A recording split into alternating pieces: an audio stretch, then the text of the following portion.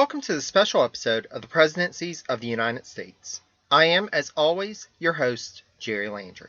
From time to time, I intend to jump out of the narrative to examine recent events through the lens of presidential history.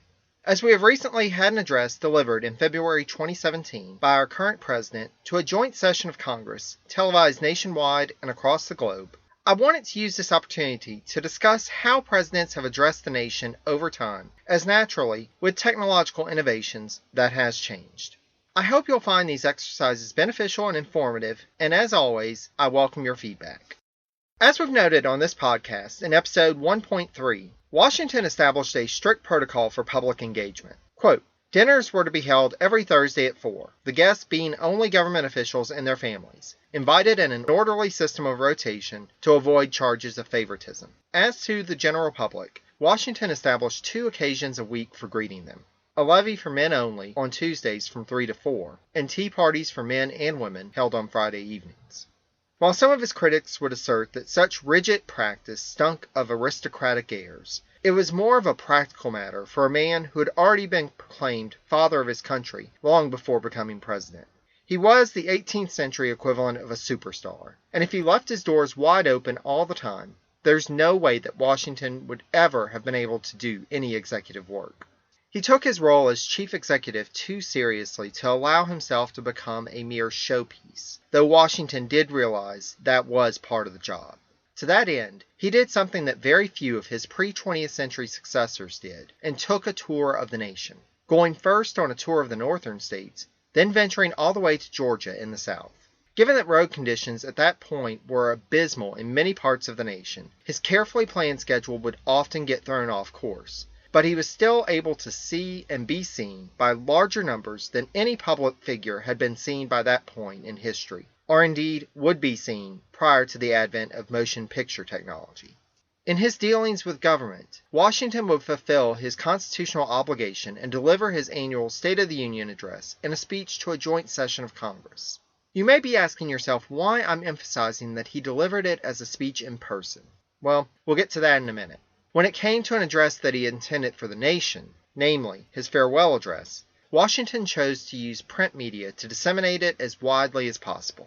Washington created a communications plan that worked quite efficiently for his 2 terms, but didn't seem to work as well when the message was coming from John Adams. Thus, Adams's successor would introduce important changes to how he would approach public relations. Though Jefferson would retain some of the functions that had been associated with the presidency, such as the annual New Year's levee, by and large, Jefferson opted for more informal gatherings than the rigid, structured public levees of his predecessors. His dinner parties did away with the typical social distinctions and hierarchies, as Jefferson adopted a self-described pell-mell protocol, something that deeply offended the sensibilities of the British minister to the U.S. Jefferson overall had more of an open-door policy at the new executive mansion, a door which might possibly be opened by Jefferson himself, clad in a housecoat and slippers. Thankfully for the 3rd president, at the time, there were few people to wander in from the new federal city. Jefferson also did away with the tradition of delivering a speech to Congress for the State of the Union, and instead sent a written message, which would then be read aloud by someone else. And it wouldn't be until the early 20th century before a president delivered a State of the Union address in person again. While putting their own nuances on the process, most of the presidents prior to the Civil War did not change much about their methods of approaching the public, with the notable exception of William Henry Harrison. Old Tippecanoe was known as being a man of the people, and thus, when he put his hat in the ring for president, rather than following the usual convention of remaining at home and responding to correspondence, while allowing others to hit the campaign trail on his behalf, Harrison decided to go out himself and speak to the people. This in-person appeal to the people, coupled with the message of Jackson and the Democratic Party adopting a more monarchist, heavy-handed approach to governance, sold the public on the Whig Party and carried Harrison to the White House in 1840, though he would not be there long before his sudden demise. One other development of the time was the sharp increase in the number of partisan newspapers to use to disseminate the message of either the administration party or the opposition. While newspapers had been around and active in that regard since the early days of the Republic, the Jacksonian era saw print media being used in greater effect than ever before. Abraham Lincoln is often talked about as an agent of change, and indeed, in the realm of communication, he was as well. Though rather than being focused on public relations, Lincoln was more concerned about acquiring information and being able to respond more rapidly. Lincoln was the first president to make extensive use of the telegraph, which allowed him to communicate with his commanders on the ground and get more real-time reports on the progress of military operations. Instead of the weeks of lag time before intelligence got back to Washington or communications and orders arrived out in the field, as in the Mexican-American War, Lincoln was able to have a presence in the various theaters of war and truly live up to his title of Commander-in-Chief. Likewise, he was the first president since James Madison to go to the battlefield in person. This first-hand account helped him to better understand the conditions and the needs of the Army, which was crucial for a president whose entire military experience comprised of a few weeks in a militia company. His utilization of telegraph technology also allowed Lincoln to receive up-to-the-minute results during election night in 1864, when he was running for re-election, and thus Lincoln was able to go out to a crowd gathered at the north fence of the White House the morning after the election and say to them, quote, "I'm thankful to God for the approval of the people." Lincoln's successor, Andrew Johnson, would revive the practice of a sitting president going out to appeal to the people with his Swing Around the Circle tour, though the appeal fell far short of expectations. Rutherford B. Hayes would see the first telephone installed in the White House, but even up to the presidency of Benjamin Harrison nearly a decade later, as there was not someone responsible for answering the White House telephone, and there were still few telephones in general, the new technology wasn't at that point in history effective for presidential communication. Other than that, besides minor personal quirks and additions, for the most part, presidential public relations during the Reconstruction and late 19th century era remained pretty consistent. Then came TR. Teddy Roosevelt can be described with many words, but conventional is not one of those words. Roosevelt understood the power of the press more so than a majority of the presidents, and he decided to put it to work on his behalf. Rather than keeping the press at arm's length, he invited them in and initiated the practice of having informal chats with reporters. He would speak to them off the record, one-on-one, in order to gain their trust and confidence, with the ultimate aim being that such access would buy him some positive press. Turns out, it worked. TR was a charmer, and for the most part enjoyed favorable press during his tenure in office. He also realized that the office itself gave him a metaphorical loudspeaker with which to get his message across. If the president was speaking, people would listen, and this president liked to speak. The term bully pulpit would become synonymous with TR. The 20th century would see many more innovations in technology that would change the means with which presidents communicated with others, as well as many innovators in the office who adopted these new means to great effect in order to achieve results. Woodrow Wilson would revive the tradition of delivering the State of the Union in person to Congress, something which is now taken for granted as part of the modern presidency. Likewise, Wilson would be the first sitting president to make an extended tour outside of the nation, traveling to Europe in December 1918 to be on hand for the Versailles Peace Conference and to engage in the kind of personal diplomacy with other heads of state that is now considered an unquestioned part of the role of the president in the modern era. New technologies would allow Calvin Coolidge to reach out to the general public via radio, but it is his eventual successor, Franklin Delano Roosevelt, who is generally thought of as most effectively harnessing that medium of communication with his fireside chats. Though there were only 30 official fireside chats, having his speeches broadcast on radio and then eventually in newsreels for over 12 years left people at the time with the impression that he was a figure present in their lives. My countrymen and my friends, tonight my single duty is to speak to the whole of America. It is, of course, impossible to predict the future.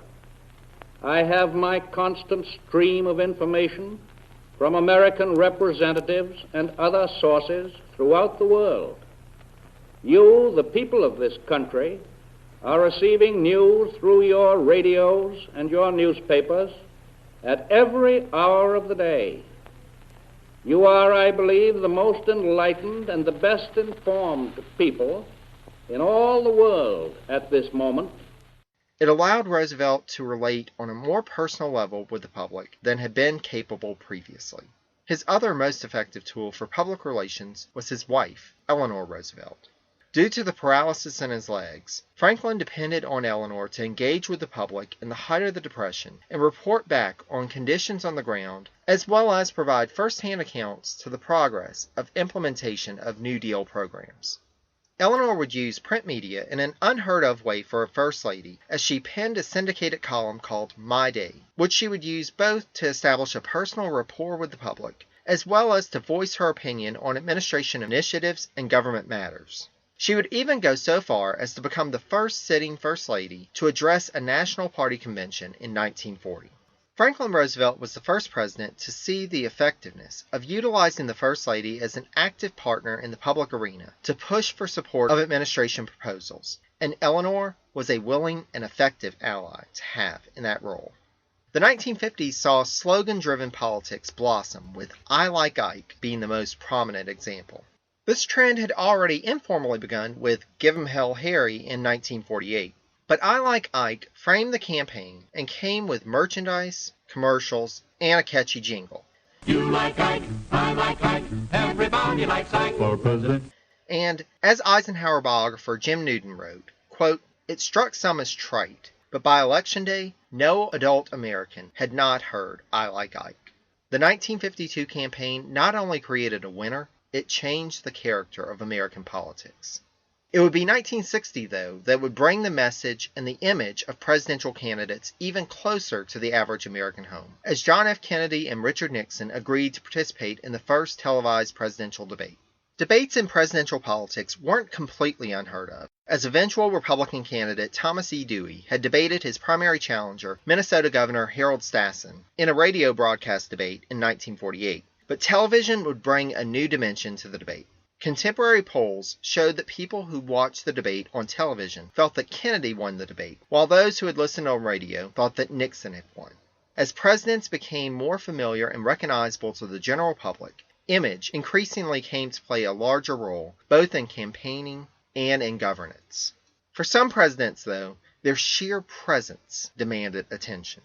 Lyndon B. Johnson was known for his Johnson treatment in one-on-one conversations with politicians. He would get extremely close to the person with whom he was speaking, violating any sense of personal space. And as he was a tall man, typically he would lean into and over the person and let into them. A contemporary described it as, quote, "an incredible blend of badgering, cajolery, reminders of past favors, promises of future favors, predictions of gloom if something doesn't happen. When that man started to work on you, all of a sudden you just felt that you were standing under a waterfall and the stuff was pouring on you." Johnson's mode of communication required a level of personal interaction and intimate knowledge of the individual with whom he was talking that just wasn't possible with every member of the public. But it was an effective means of pushing his agenda through with congresspeople and leaders. Presidents after Johnson would cultivate means of establishing personal interaction through media. Ronald Reagan was known as the great communicator for both his personal warmth and charm, as well as his ability to make the American people feel as if he was speaking directly to them, and to break down complex designs into palatable concepts. I know this is a formidable technical task, one that may not be accomplished before the end of this century. Yet current technology has attained a level of sophistication where it's reasonable for us to begin this effort. As his biographer H.W. Brands wrote of the 40th president, quote, "His mastery of the rhetorical art reflected his long experience as an actor and public speaker. His years with General Electric taught him to read a room.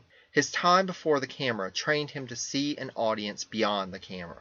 He mixed humor and pathos, philosophy and anecdote. But his greatest strength was the focus he brought to his task. His message never changed. Details varied according to context, but the basic pitch was always the same: smaller government and lower taxes." Likewise, Bill Clinton was able to effectively communicate empathy for people suffering in the economic downturn in the early 1990s and rode that wave to the White House. Part of his appeal was due to a seeming willingness to get personal by answering more revealing questions such as boxers or briefs that had previously been felt to be unseemly to ask a president in the mold of the statesman George H.W. Bush. For better or worse, this delving into the personal aspects of a president's life would ultimately lead to the tabloid-esque scandals of the Clinton presidency and still remain as part of the modern presidency. George W. Bush would be the guy that folks wanted to have a beer with. Barack Obama would vacillate between the inspirational oratory of a statesman and the image of the self-deprecating father figure. Of course, Thanksgiving is a family holiday as much as a national one. So for the past 7 years, I've established another tradition, embarrassing my daughters with a cornucopia of dad jokes about turkeys. But his public appeal won him 2 terms as president. The president became a familiar and at times a down-to-earth figure in the late 90s, early 2000s. The everyman president, so to speak, that could relate to the regular folks. Our current president, as with many things in his life, has attempted to take that idea and make it his own, and in turn has challenged the concept. Our 45th president has utilized the medium of Twitter to be able to reach out in a hitherto unheard of personalized way, and in 140 characters at a time, managed to convince a large group of voters in the 21st century social media age that he understands not just their concerns, but also can provide the solution, and, in turn, is accessible to each of them in a way that politicians and presidents have not been previously. As noted in a recent episode from the Washington Post podcast, Can He Do That?, Internet social media allows we the people direct access to the president with a few keystrokes. In some ways, this is the closest to direct democracy that we have ever come in 228 years. What will this mean for the presidency and for our nation? Time will tell. For now, our time on this episode is done. I hope you'll join us for our next episode when we return to the presidency of George Washington. But until then, please feel free to check out past episodes at presidencies.blueberry, that's BLUBRRY.com, or on iTunes or Stitcher if you're not listening to the podcast from there already. Should you have any questions or comments, feel free to reach out to me at presidenciespodcast, all one word, @gmail.com, or on Facebook at facebook.com/presidencies. Or I'm also on Twitter at presidencies89. Thanks so much for listening, and take care until next time.